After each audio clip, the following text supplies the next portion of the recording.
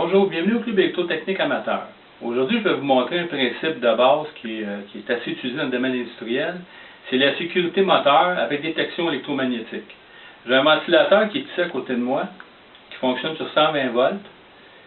Après le fil d'alimentation du moteur, j'ai rajouté un fil bobiné sur une distance d'à peu près 10 pouces. Le but de ça, c'est de détecter le champ électromagnétique qui va se produire lorsque le courant va circuler dedans. On sait que lorsqu'il y a un courant qui circule dans un conducteur, il y a un champ électromagnétique qui se produit. Le but, c'est de le détecter. Donc, moi, je vais le détecter, puis si la présence n'est pas là, ça me dit qu'il y a une anomalie au niveau de mon circuit électrique. Donc, je vais vous faire une démonstration. J'ai le ventilateur, j'ai un contrôle électronique qui est en face de moi qui va gérer cette information-là détectée. J'active le bouton poussoir. La fan devrait partir. La verte va allumer, la jaune va allumer pour me dire que le circuit est normal.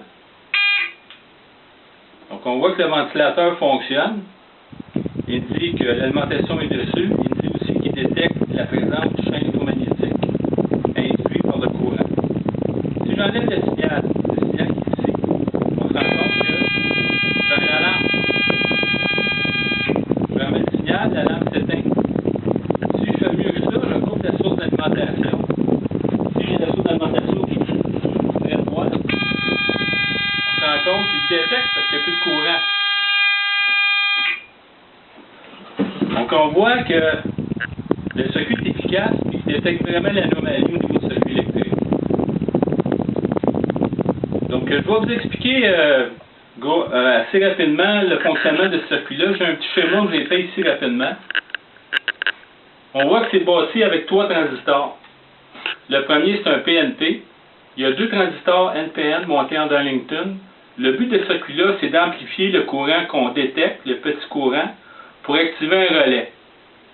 C'est le principe. En activant le relais, ça nous dit que le système est en fonction. Et aussi, si l'alimentation du relais coupe, c'est parce qu'il y a une anomalie.